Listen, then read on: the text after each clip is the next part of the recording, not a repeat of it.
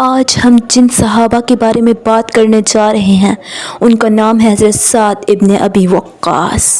یہ صحابہ عشرہ مبشرہ میں شامل ہیں۔ حضرت محمد صلی اللہ علیہ وآلہ وسلم 570 AD میں پیدا ہوئے اور حضرت سعد ابن ابی وقاص 595 میں پیدا ہوئے۔ آپ صلی اللہ علیہ وآلہ وسلم کے کزن ہیں۔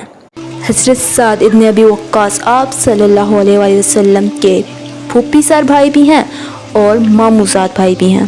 ماموزاد بھائی ایسے کہ آپ کے والد حضرت آمنہ رضی اللہ عنہ کے چچا زار بھائی ہیں۔ آپ جب 17 سال کے ہوئے تو آپ نے اسلام قبول کر لیا۔ اسلام کے 2 سال بعد کہا جاتا ہے کہ آپ کو جو ہی اسلام کی دعوت ملی تو آپ نے اسلام فوراً قبول کر لیا۔ آپ کے والد اسلام سے پہلے ہی اس دنیا سے رخصت ہو گئے تھے، مگر آپ کی والدہ نے اسلام قبول نہیں کیا۔ ان کا نام ہمنا تھا۔ وہ سخت ناراض ہوئیں اور بھوک ہڑتال کر لی۔ انہوں نے کہا میں بھوک ہڑتال کروں گی اور تب تک کھانا نہیں کھاؤں گی جب تک آپ یہ دین نہیں چھوڑیں گے۔ یہ بات پورے عرب میں پھیل گئی اور سب نے حضرت سعد ابن ابی وقاص کو بہت برا بھلا کہا۔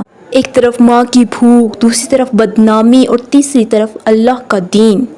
جب بھوک ہڑتال کے 3 دن ہوئے تو حضرت سعد ابن ابی وقاص کی والدہ ہمنا بے ہوش ہو گئی۔ ہوش میں آتے ہی سوچا بیٹا مجھے مان لے گا میری بات اور اسلام چھوڑ دے گا۔ بیٹا پاس آیا اور بہت عزت اور احترام سے اپنی والدہ سے بات کی اور کہا کہ تم نے مجھے پیدا کیا ہے، تم نے مجھے کھلایا ہے، تم نے مجھے چلایا ہے، لیکن اللہ کے دین کے لیے آپ جیسی 1000 مائیں بھی قربان۔ آپ بہت ہی جلال والے آدمی تھے۔ ایک انسان نے آپ کو بہت برا بھلا کہا، آپ کے دین کو برا بھلا کہا تو آپ کے پاس ایک اونٹ کی ہڈی پڑی تھی، آپ نے اٹھائی اور اس انسان کے سر پہ ماری جس سے اس کا خون آ گیا۔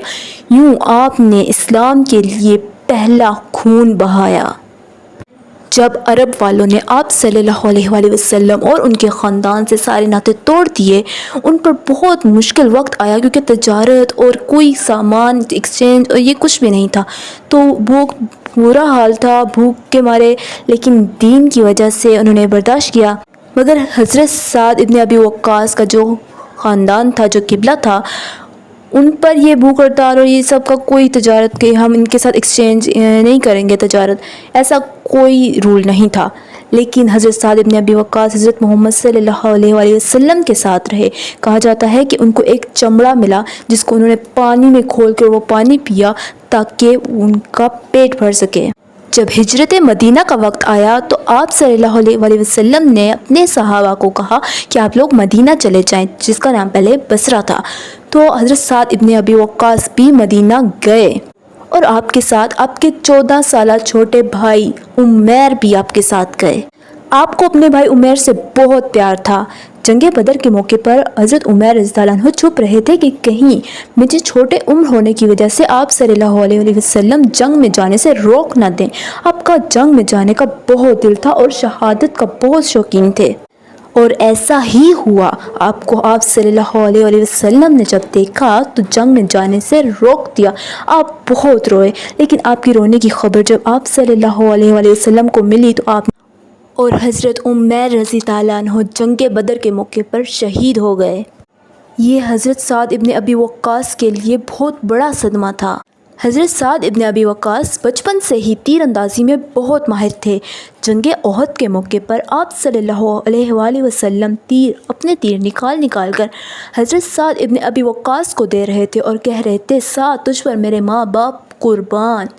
حضرت علی رضی اللہ عنہ کا قول ہے کہ آج سے پہلے آپ صلی اللہ علیہ وآلہ وسلم سے میں نے اس طرح کے الفاظ کسی اور کے لیے نہیں سنے۔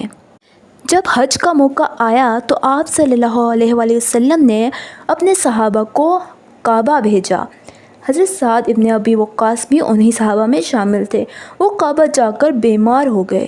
جب آپ صلی اللہ علیہ وآلہ وسلم ان کی عیادت کے لیے آئے تو حضرت سعد ابن ابی وقاص نے کہا کہ میں تو کعبہ میں مر رہا ہوں، میں تو کعبہ چھوڑ چکا ہوں، میں تو مدینہ جا چکا ہوں۔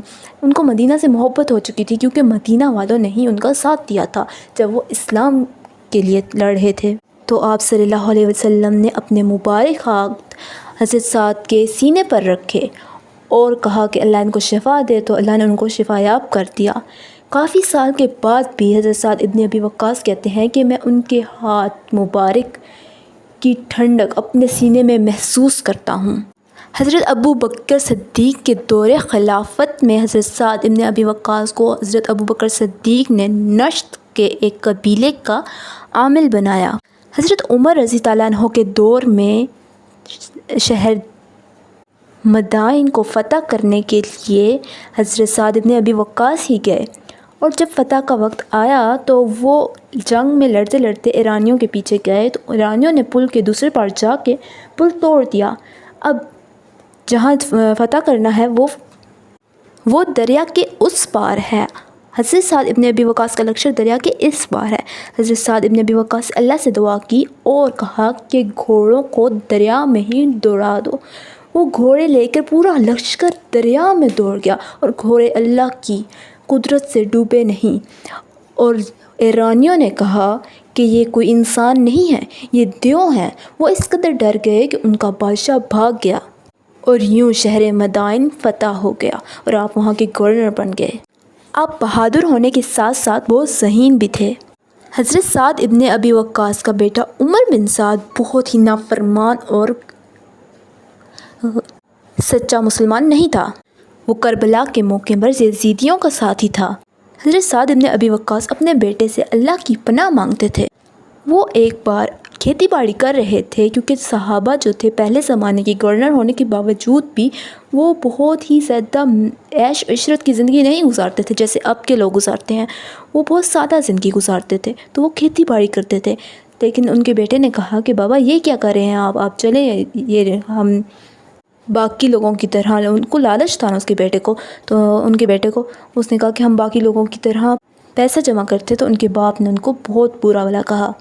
اب جیسے حضرت نوح علیہ السلام کا بیٹا کنعان کافر تھا، اس طرح حضرت سعد کا بیٹا بھی کافر تھا، تو اس سے حضرت سعد کی شان میں تو کوئی خلل نہیں آتا۔ اگر آپ کو کتنی اور صحابہ کے بارے میں جاننا ہے تو مجھے کمنٹ کریں، اور ایسی اور ویڈیوز چاہیے